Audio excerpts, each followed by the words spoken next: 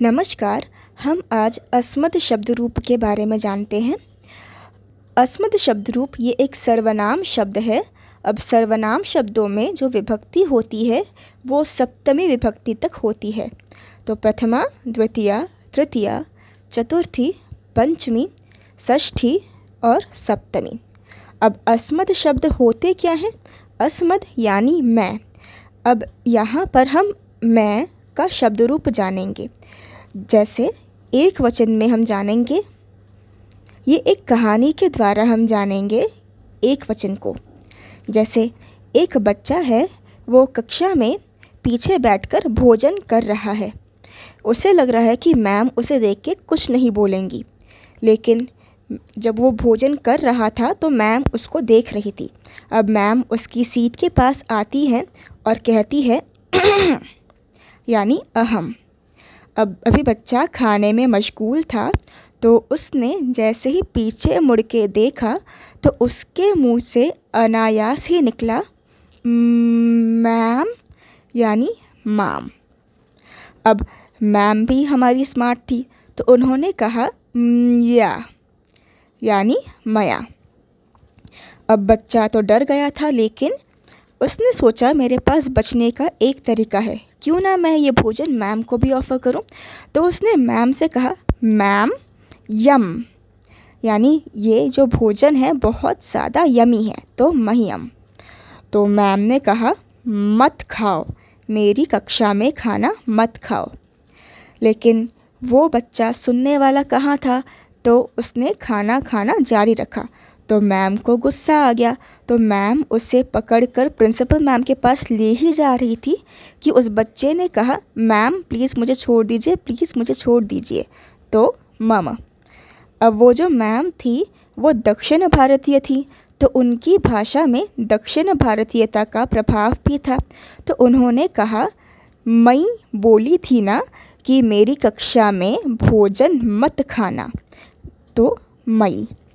अब द्विवचन पे हम गौर फरमाते हैं। द्विवचन में कोई कहानी तो नहीं है, लेकिन एक बात गौर करने की है कि द्विवचन में हमने सिर्फ 3 ही शब्द देखने होते हैं। एक तो प्रथमा विभक्ति का शब्द, एक तृतीया विभक्ति का शब्द और एक षष्ठी विभक्ति का शब्द। क्योंकि जो शब्द प्रथमा विभक्ति में होता है वही शब्द द्वितीया विभक्ति में होता है, और जो शब्द तृतीया विभक्ति में होता है वही शब्द चतुर्थी और पंचमी विभक्ति में होता है, और जो शब्द षष्ठी विभक्ति में होता है वही शब्द सप्तमी विभक्ति में होता है। तो अर्थात यहाँ पे 2 + 3 + 2 का जो कॉन्सेप्ट है वो लागू होता है। तो आवाम आवाम ये हो गए 2, आवाभ्याम आवाभ्याम आवाभ्याम अर्थात 3, क्योंकि ये 3 बार आए हैं, और आवयोः आवयोः ये हो गए 2, क्योंकि ये 2 बार आए हैं। तो क्या हुआ 2 + 3 + 2। अब आइए हम बहुवचन के शब्दों को जानते हैं। अब बहुवचन में हमने यहाँ पे भी एक कहानी है, तो जानते हैं कि क्या कहानी है। तो अब एक बच्चा था जिसका नाम था वयम। वो आसमान को देख रहा था, तो असमान। अब उस बच्चे को लगा कि आसमां भी उसे देख रहा है, तो अस्मा भी ही। तो अब उस बच्चे को लगा कि वो जो आसमां है वो भयभीत हो गया। उस बच्चे को देखकर वो भयभीत हो गया, क्योंकि आसमान अचानक से गरजने लगा और बरसने लगा। तो वो बच्चा तो छोटा है, तो उसको हंसी आ गई। तो अब आसमान कह रहा है ओए हंस मत, हंस मत, मतलब अस्मत। अब आसमान कह रहा है उस बच्चे को, ओ बच्चे तू आसमां को कम मत समझ, आसमां बहुत ही विशाल है, तो आसमां को कम मत समझ, तो अस्माकम।